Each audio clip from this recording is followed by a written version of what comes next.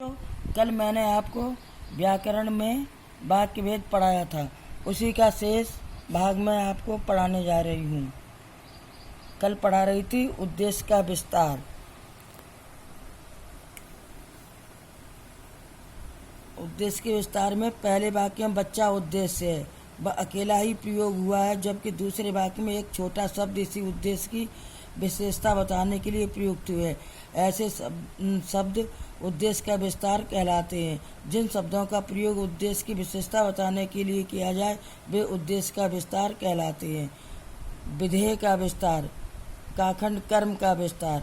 जैसे इसमें कर्म के बारे में बताया गया है, जो कर्म किया जाता है उसका विस्तार पूर्ण वर्णन किया गया है।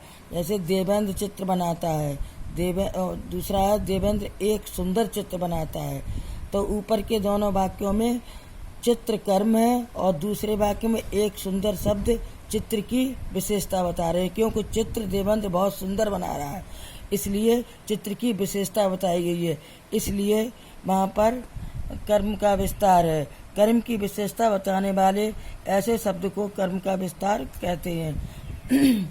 जिन शब्दों से कर्म की विशेषताएं प्रकट होती हैं वे कर्म का विस्तार कहे जाते हैं। खाखंड क्रिया का विस्तार। क्रिया मीन्स कार्य करना, तो इसमें क्या क्रिया की गई है उसी के उदाहरण में आपको बता रही हूँ। नंबर 1 वह पढ़ता है, नंबर 2 वह मन लगाकर पढ़ता है। इन वाक्यों में पढ़ता है क्रिया है और दूसरे में मन लगाकर शब्द क्रिया की विशेषता बतला रहा है। ऐसे शब्द क्रिया का विस्तार कहे जाते हैं। वाक्य के जिन शब्दों का प्रयोग क्रिया की विशेषता बताने के लिए किया जाए उन्हें क्रिया का विस्तार कहते हैं। अर्थ के अनुसार वाक्य के प्रकार। अर्थ की दृष्टि से वाक्य के 8 प्रकार होते हैं।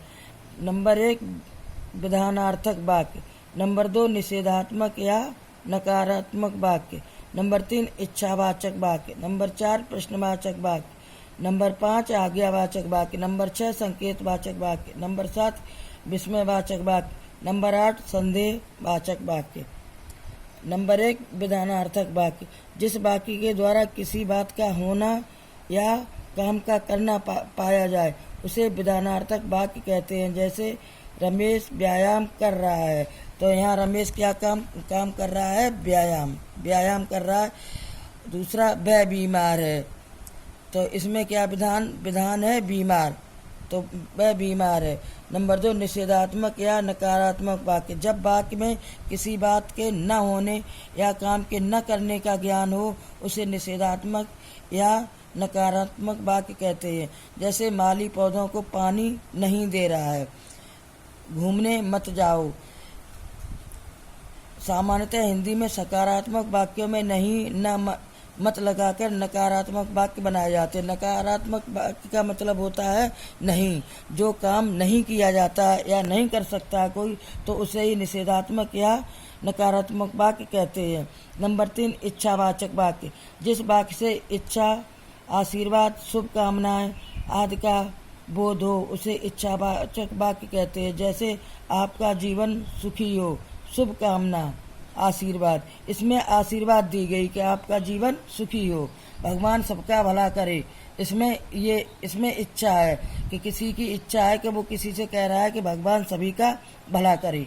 अगला क्वेश्चन प्रश्नवाचक वाक्य, जब वाक्य में प्रश्न पूछा जाए तो उसे प्रश्नवाचक वाक्य कहते हैं। जैसे तुम्हारा क्या नाम है, परसों तुम कहाँ गए थे। अगला आज्ञावाचक वाक्य, जिस वाक्य में किसी को आज्ञा या आदेश दिया जाए उसे आज्ञावाचक वाक्य कहते हैं। जैसे यहाँ से तुम चले जाओ, आज्ञा या आदेश हो गया। जैसे कृपया कल फिर दर्शन दीजिए, इसमें विनय हो गई, प्रार्थना हो गई कि आप कल हमें फिर दर्शन दें। अगला संकेतवाचक वाक्य, जिस वाक्य में संकेत इशारा किया जाए उसे संकेतवाचक वाक्य कहते हैं। जैसे जब विनय आएगा तो हम भी मैच देखने चलेंगे, इसमें संकेतवाचक है।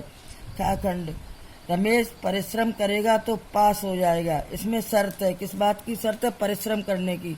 बच्चों जो मेहनत करेंगे, परिश्रम करेंगे, वही तो अच्छे नंबरों से पास होंगे, इसलिए इसमें शर्त है। अगला है विस्मयवाचक वाक्य, जिस वाक्य के द्वारा सुख, आश्चर्य, विस्मय, प्रसन्नता आदि के भाव व्यक्त हों उसे विस्मयवाचक वाक्य कहते हैं। जैसे, अरे तुम दौड़ में प्रथम आ गए, विस्मय, शाबाश तुमने कमाल कर दिया। अगला है संदेहवाचक वाक्य, जिस वाक्य द्वारा काम के होने में संदेह का बोध हो संदेहवाचक वाक्य कहलाता है। जैसे, संभवतः वह बगीचे में पहुंच गया होगा, उसने ही 2 आम तोड़े होंगे, जिसमें संदेह हो। जैसे, वह बगीचे में पहुंच गया होगा, तो निश्चित तो है नहीं कि वो पहुंच ही गया होगा, नहीं भी पहुंच सकता है। इसलिए इसमें निकल के आ रहा कि संदेह है कि वह पहुंचा या नहीं पहुंचा, उसने ही 2 आम तोड़े होंगे या नहीं तोड़े होंगे, तो इसमें संदेह है, इसलिए यहाँ पर संदेहवाचक वाक्य है। बच्चों, इन सभी वाक्यों के उदाहरण कल बताएंगे।